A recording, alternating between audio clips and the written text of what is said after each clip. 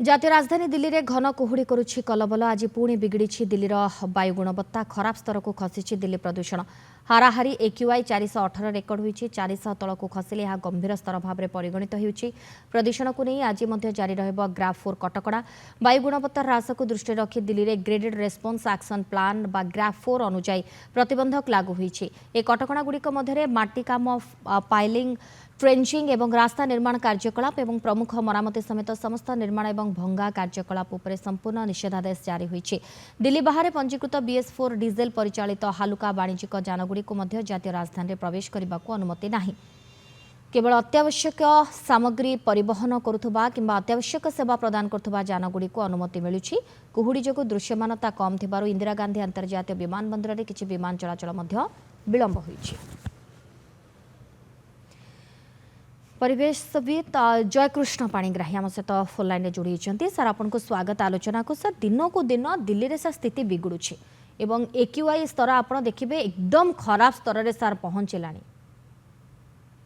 निश्चित भाव में बर्तमान एयर क्वालिटी इंडेक्स AQI प्रायतः 450 ऊपर अनेक जगार रही। दिल्ली एवं NCR अंचल नोएडा, गुरुग्राम इत्यादि ये सब जगार बर्तमान भयंकर परिस्थिति सृष्टि होती। दुईट मुख्य कारण तार प्रच्छदरे रही। गोटे हूँ प्रदूषण कथा। विभिन्न उत्सर जो भाव में अधिक मात्रा प्रदूषण सृष्टि होची ये तो प्रथम कारक। द्वितीय कारक हूँ वर्तमान पाणीपाग अत्यंत खराब अवस्था अच्छी। आम देखुचे कुहुड़ी एते अधिक परिमाण होची।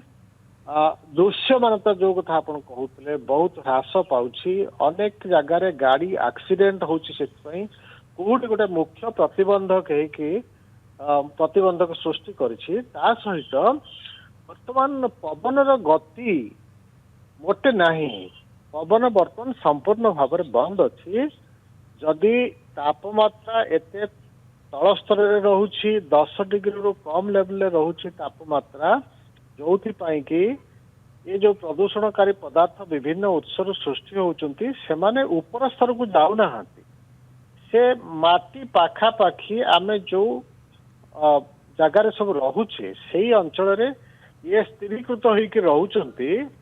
ये प्रसारित होना जेहेतु पवन प्रवाह बंद रही। तापमात्रा बहुत निम्न स्तर रही। कुहुड़ी ये सबू मिशीगला परिस्थिति अत्यंत जटिल होती एवं प्रदूषणर मात्रा यथेष्ट अधिक वृद्धि पाउछि जार सीधा सड़क प्रभाव लोक मानकर स्वास्थ्य उपरे पड़ुछि। जो कि सरकार बाध्य होइछन्ति वर्तमान दिल्ली सरकार ग्राफ 4 लागू करछन्ति। अनेक गुरे कटकणा सेथिरे रहिछि। जो भारी जान आसुछि बाहर अंचल दिल्ली भितर को सेमानकर पॉल्यूशन बा प्रदूषण जांच करा जाउछि। ता सहित स्कूल कॉलेज ये मध्य बंद रखा जाइछि। किछि कर्मचारी को घरे रही काम करने ये प्रकार कह जाउछि। ये समस्त पदक्षेप ग्रहण करा जाउछि। अवश्य ये सब अस्थायी पदक्षेप किछि समय पाई ये कार्यकारी करा जाउछि जेहेतु वर्तमान तापमात्रा निम्न स्तर रही एवं प्रदूषण मात्रा उच्च स्तर रही। तेणु वायुर गुणवत्ता सूचकांक टिके नॉर्मल आसीबो 300 पाखापाखी आसीबा पर्यंत हुए तो ये ग्राफ 4 लागू करा जाइछि। तेबे सर एमती स्थिति आउरी केते दिन धरी सर लागी रहिबो? जहाँ IMD बा पाणीपाग विभाग सूचना रही हुए तो आउरी किसी 3-4 दिन पर्यंत एभलिया परिस्थिति तापमात्रा जेपर्यंत 10 ऊपर को न जाइछि तल स्तर रहुछि एवं वायु प्रवाह बंद रही। पश्चिमा पवन जेतेबेले अधिक बेगरे बहिबो जोड़ा कि आमर भूमध्य सागर अंचल राजस्थान पंजाब देकरी दिल्ली रे पहुंचे से प्रवाह जदि टिके बढ़िबो आगामी समय ताले हुए तो ये प्रदूषणर प्रभाव मध्य ह्रास पाइबो।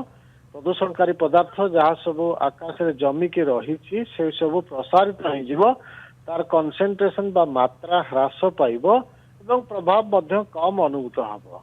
तेणु जो लोक माने विभिन्न प्रकार स्वास्थ्य समस्या रे प्रपीड़ित होउछंती प्रदूषणर प्रभाव रे ये मध्य चालू रहिबो। तेणु प्रशासन पाई ये मुंड व्यथार कारण हेछि। उभय दीर्घसूत्री कार्यक्रम ଏବଂ ଅସ୍ଥାୟୀ କାର୍ଯ୍ୟକ୍ରମ ଆକୁ ହାତକୁ ନବାର ଅଛି। ଦିଲ୍ଲୀରେ ଯୋଉ ଯୋଉ ଉତ୍ସରୁ ପ୍ରଦୂଷଣ ବୃଦ୍ଧି ପାଇ ପାଇ ଚାଲିଛି, ଧରନ୍ତୁ ନିର୍ମାଣ ଉତ୍ସ ଗୋଟେ ମୁଖ୍ୟ ରହିଛି। ନିର୍ମାଣ କାର୍ଯ୍ୟ ହେଲା ବେଳକୁ ସେଥିରେ ମାଟି ଗୋଡି ବାଲି ଇତ୍ୟାଦି ସବୁ ଜମା ହେଇକି ରହୁଛି, ଗାଡି ଚାଲୁଛି ତା ଉପରେ ଅହରହ ଏବଂ ବହୁ ସଂଖ୍ୟାର ଗାଡି ଚାଲୁଛି, ସେ ସବୁ ଭାଙ୍ଗିକିରି ଛୋଟ ଆଜ୍ଞା। ଛୋଟ କଣିକା ପଦାର୍ଥରେ ପରିଣତ ହଉଛନ୍ତି, ଯାହାକୁ ଆମେ ପାର୍ଟିକୁଲେଟ ମ୍ୟାଟର ବା ପିଏମ तो यार किछुटा विकल्प व्यवस्था करिवार मध्य सार आवश्यकता रहुछि कारण स्थिति वर्तमान बिगड़बार लगुच जातीय राजधानी दिल्ली में। बहुत बहुत धन्यवाद जयकृष्ण पाणिग्राही परिवेशविद आम सहित जोड़ी होते संपर्क में आम अधिक आलोचना करूँ।